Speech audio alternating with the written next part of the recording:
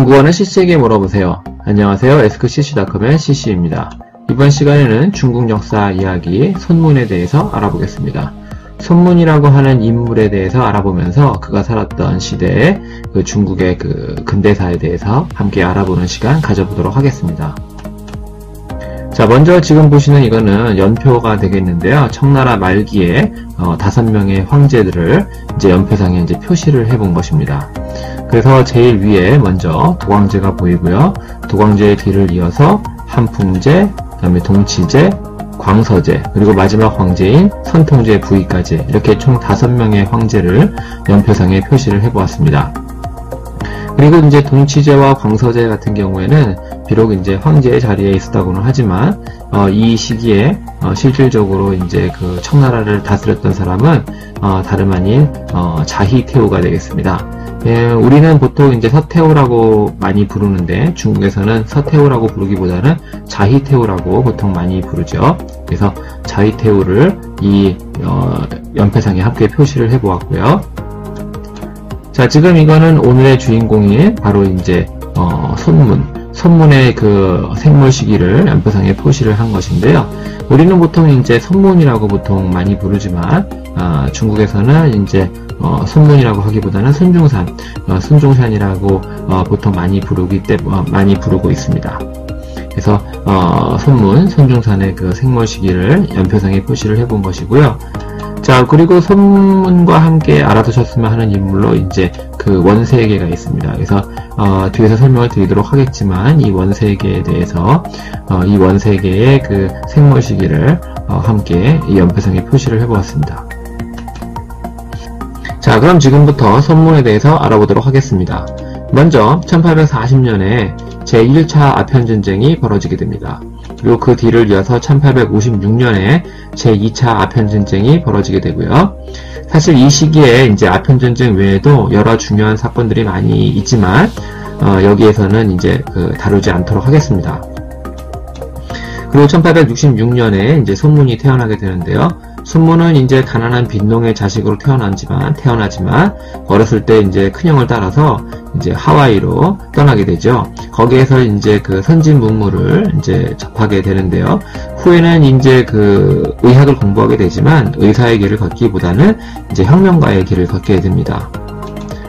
그래서 이제 1894년 우리나라에서 이제 동학농민운동, 갑오농민전쟁을 계기로 해서 일본과 청나라와 일본과의 사이에서 청일전쟁, 중국에서는 이제 중일 갑오전쟁이라고 하는데요. 청일전쟁이 벌어지게 됩니다. 그래서 이 해에 이제 손문은 이제 하와이에서 이제 흥중회를 이제 세우게 되는데요. 이름만 봤을 때는 이제 중국을 흥하게 한다, 뭐 이런 의미가 되겠지만 실제로는 청나라에 대해서 반대를 하는 반청을 내세우는 그런 단체가 되겠습니다. 그래서 무장봉기 같은 거를 이제 계획을 하는데 미리 이제 사전에 발각이 되는 바람에 실패를 하게 되고 그래서 이제 일본으로 도망을 가게 되죠. 이후로는 이제 서부 사회를 돌면서 이제 경제적 지원 같은 거를 이제 구하게 되는데요. 이 시기에 이제 영국에서 이제 청나라 사람들에게 이제 붙잡히게 됩니다. 이제 그러던 중에 이제 영국으로부터 영국의 도움을 받아서 이제 구출이 되게 되죠. 그러면서 이 사실이 이제 사람들에게 알려지면서 이제 손문이 사람들에게 이제 널리 알려지게 되는 그런 계기가 됩니다. 1905년 다시 일본으로 돌아온 손문은 홍중회를 포함해서 다른 여러 이제 반청을 위해 싸우는 단체들과 연합을 해서 중국 동맹회라고 하는 새로운 단체를 세우게 됩니다. 이 중국 동맹회는요, 국호를 중화민국으로 정하고요, 손문의 이제 삼민주의를 채택을 하게 되는데 여기서 말하는 삼민이라고 하는 것은 민족, 민권, 민생을 의미합니다. 민족이라고 하는 것은 한족 민족주의가 되겠고요. 민권이라고 하는 것은 국민의 권리를 보장한다는 것이 되겠습니다. 그리고 민생이라고 하는 것은 이제 국민의 생계를 보장한다라는 것이 되겠습니다. 이들은 이후에 이제 중국에서 이제 여러 차례 봉기를 이제 시도를 하지만 매번 그것이 이제 실패로 끝나게 되죠. 자, 그러다가 1911년에 드디어 이제 청나라가 멸망을 하고 이제 그 중화민국이 들어서게 되는 일련의 역사적 사건들이 벌어지게 되는데 바로 신해혁명이 되겠습니다. 그리고 이 신해혁명의 그 시발점이 되는 사건이 바로 무창지역에서의 무창분기가 되겠습니다. 참고로 이제 무창은 오늘날의 우한시가 되겠는데요. 후베이성의 그 성도가 되겠습니다. 그 무창 지역과 다른 지역들이 합쳐져서 오늘날의 우한시가 되었습니다.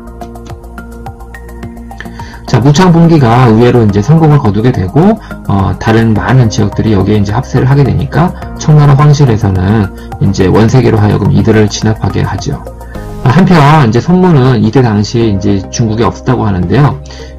이 무창분기 자체를 사실은 이제 손문이 이제 계획을 했던 그런 사건은 아니었습니다. 손문은 당시에 이제 서구 국가들에게 이제 경제적 지원을 구하기 위해서 중국을 이제 떠나 있었다고 하는데요. 이 무창분기가 이제 성공을 거두게 되니까 이제 급히 귀국을 하게 되는 것이죠. 그리고 이제 선거에서 이제 그 제1대 임시 대총통, 그러니까 이제 대통령이 되겠는데요. 임시 대총통의 자리에 이제 선출이 되게 되죠.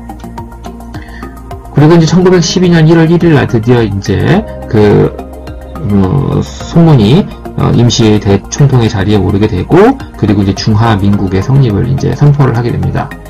그리고 이 자리에서 이제 그 손문이 원세계에게 이제 제의를 하는데요. 만약에 이제 그 청나라를 멸망을 시키고, 그리고 이제 공화제를 이제 받아들인다고 한다면, 이제 그 자신의 대총통 자리를 이제 원세계에게 물려주겠다라고 이제 제의를 하게 되는데요. 원세계가 여기에 이제 호응을 해서 이제 그 청나라 마지막 황제 선통제 부위를 압박을 해서 드디어 이제 부위가 퇴위를 하게 됩니다. 그러면서 이제 청나라는 멸망을 하게 되죠. 그리고 약속대로 원세계는 이제 대총통의 자리에 오르게 됩니다. 그러면서 이제 이듬해 있을 선거를 위해서 이제 송교인이 이제 국민당을 설립을 하게 됩니다. 그런데 이제 그 원세계는 이제 그 다음에 있었던 선거에서 이제 국민당이 이제 크게 선거에서 승리를 하게 되니까 이제 송교인을 이제 암살을 하는 방법으로 이제 약속을 어기게 되죠.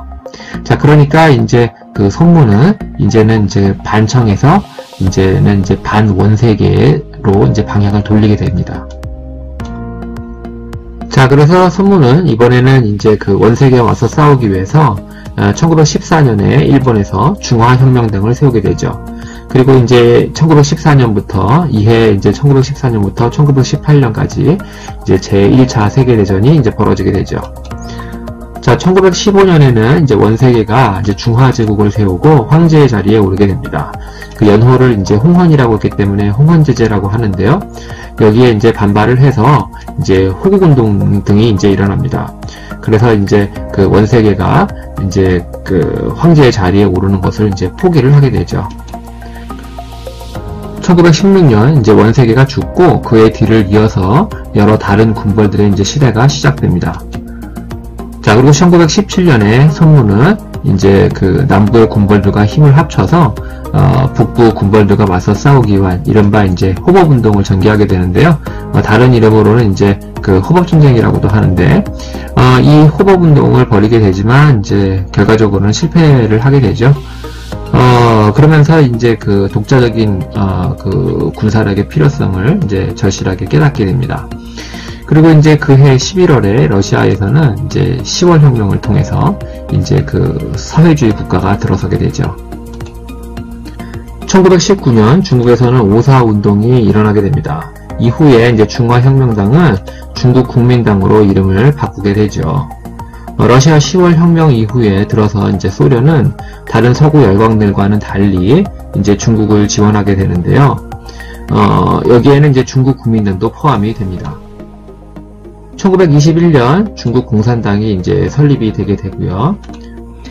1924년 중국 국민당 제1차 전국 대표 대회가 열리게 되는데요. 소련의 지원을 받은 국민당은 공산당원들의 국민당 입당을 허용하게 됩니다. 이른바 이제 제1차 국공 합작이 되겠는데요. 1924년부터 1927년까지 이어지게 됩니다. 소련의 지원으로 이제 독자적 군사력을 얻게 된 손문의 국민당은 그 북부 군벌들을 이제 정벌한다는 이른바 이제 북벌을 통해서 이제 그 중국을 하나로 다시 통일하겠다고 하는 그런 준비를 하게 되는데요. 그 손문은 그 모습을 보지 못하고 아쉽게 1925년에 이제 갑자기 죽게 되죠. 그 이후의 이야기에 대해서는 이제 나중에 시간이 되면 할 수 있도록 하겠는데요. 참고로 이제 1931년에 일본은 이제 이른바 만주 사변을 일으키게 되죠. 중국에서는 이제 9.18 사변이라고 하는데요, 보통. 이 이제 만주 사변을 통해서 이제 만주에 이제 만주국을 세우게 됩니다. 중국에서는 위만주국이라고 이제 표현을 하는데요. 만주국을 세우게 되죠. 자, 오늘 준비한 내용 여기까지이고요. 혹시라도 이번 내용이 조금이라도 도움이 되셨다면 구독과 좋아요 부탁드립니다. 댓글은 제가 CC가 운영하는 askcc.com에 남겨주시면 제가 시간이 허락하는 대로 답글을 달아드리도록 하겠습니다. 오늘 준비한 내용 여기까지이고요. 끝까지 들어주셔서 감사합니다.